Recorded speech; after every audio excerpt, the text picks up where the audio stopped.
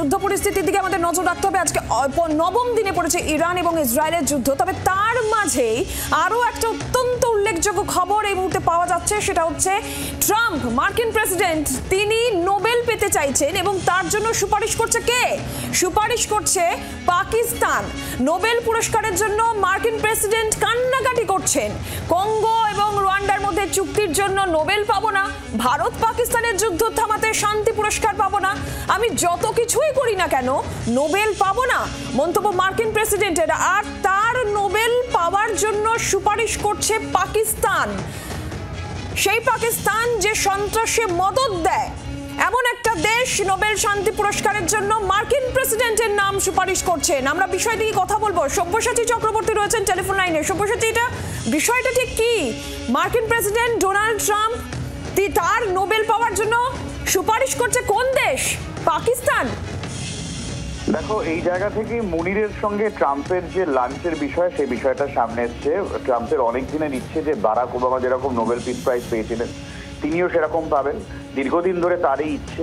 আর যত সময় এগোচ্ছে এই ইচ্ছেটা ক্রমশ তার ঘ্যানানিতে পাল্টে যাচ্ছে। একেবারে প্রকাশ্যেই তিনি বলছেন ওরা আমাকে দেবে না, আমি এত এত কিছু করলাম, ওরা আমাকে নোবেল প্রাইজ দেবে না। এবং উপযাজক হয়ে ওই গায়ে মানে না আপনি মোড়ল, দুই দেশের মধ্যে সিজফায়ার হবে কি হবে না নিজে সেখানে ঢুকে পড়ছেন। কালকে আমরা দেখেছি পাক উপপ্রধানমন্ত্রী ইশাকদার তিনি স্বীকার করেছেন যে তিনি এই প্রস্তাব নিয়ে গিয়েছিলেন আমেরিকার কাছে যে তারা হস্তক্ষেপ করে সিজফায়ার করুক, নয়তো অবস্থা বেশ খারাপ। সৌদি আরব তার প্রিন্স তিনিও তার কাছেও আবেদন গিয়েছিল। ফলে পাকিস্তানের অনুরোধে সংঘর্ষ বিরতির বিষয়টা কালকে প্রকাশ্যে এসেছে।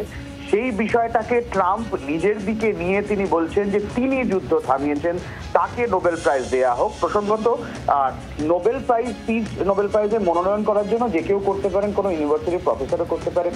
ফলে ট্রাম্প দল ভারী করছেন। ইউক্রেনের এক ইসরায়েলের এক ইউনিভার্সিটির প্রফেসর তিনি করেছেন, ইউক্রেনের একজন সাংসদ তিনি করেছেন। এবার তো একজন পুরো পাকিস্তান, একটা গোটা দেশ এতে সায় দিল যে ট্রাম্পকে নোবেল পুরস্কার দেয়া হোক, কারণ তিনি ভারত পাকিস্তান সংঘর্ষ বিরতি করেছেন। ফলে এটা স্পষ্ট যে পাকিস্তান আমেরিকার ট্র্যাপে পড়ে গেছে। ইরানের বিরুদ্ধে পাক এয়ার স্পেস ব্যবহারের সুযোগ তারা দিয়ে দিয়েছে। আমেরিকা এবারে পাকিস্তানকে বেশ কিছু অস্ত্র সাহায্য, আর্থিক সাহায্যের বিনিময়ে এই প্রস্তাবটা আদায় করে নিয়েছে। এবারে নোবেল পিস প্রাইজ পাবেন কিনা সেটা একমাত্রই নরওয়েজিয়ান নোবেল কমিটির সিদ্ধান্ত। সেখানে তাদের জুরিরা রয়েছেন, তারা গোটা বিষয়টা ঠিক করবেন। অক্টোবর নাগাদ এর ঘোষণা হয়। ফলে ট্রাম্প নোবেল পাবেন না সেটা তো সময়ের ব্যাপার। ট্রাম্পের কান্নাকাটি তো চলছে, কিন্তু পাকিস্তান চীনকে ছেড়ে এই যে আমেরিকা মুখী হলো, তাতে কিন্তু এই উপমহাদেশে অনেক সমীকরণ উল্টে পাল্টে গেল। ধন্যবাদ সব্যসাচী। অবসরপ্রাপ্ত সেনাকর্তা কর্নেল রাজেন্দ্র ভাদুরী আমাদের সঙ্গে এই মুহূর্তে সরাসরি রয়েছেন। কর্নেল ভাদুরী, আপনি কিভাবে দেখছেন যে ট্রাম্পের জন্য নোবেল পুরস্কারের নাম সুপারিশ করছে পাকিস্তান? এই যে গোটা বিষয়টায় আন্তর্জাতিক রাজনীতির সমীকরণ কি তাহলে কিছুটা হলেও বদলাচ্ছে বলে মনে হচ্ছে? রাজনৈতিক সমীকরণ বদলাচ্ছে কিনা সেটা বলা মুশকিল, কিন্তু যেটা আপনি নিজের ওপেনিং স্টেটমেন্টে যেটা বললেন যে ট্রাম্প এখন ডেসপারেট কিছু একটা পাওয়ার জন্য। আর ট্রাম্পের পার্সোনালিটি একটু মেগালোম্যানিয়াক টাইপের পার্সোনালিটি, ওর বড় বড় কিছু একটা চাই। তো আসিম মুনির ওকে এমন একটা কথা বলেছে যেটাতে ট্রাম্প খুশি হয়েছে।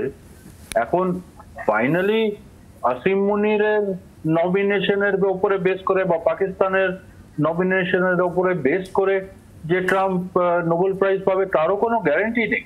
কারণ ইন্ডিয়া পাকিস্তান 4টে মিসাইল এখনের বিরুদ্ধে দাগলো, তাতে ট্রাম্পের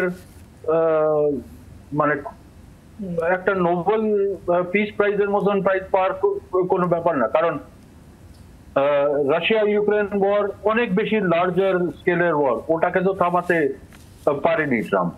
বা এই ইসরায়েল ইরান কনফ্লিক্টটা অনেক বেশি হায়ার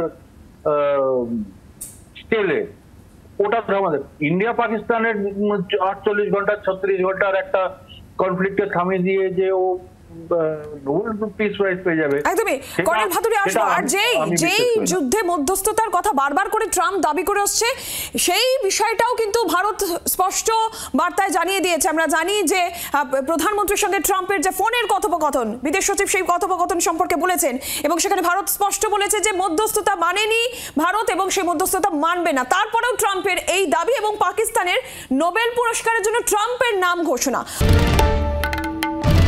বাংলার আওয়াজ, বাঙালির আবেগ, জি 24 ঘন্টা।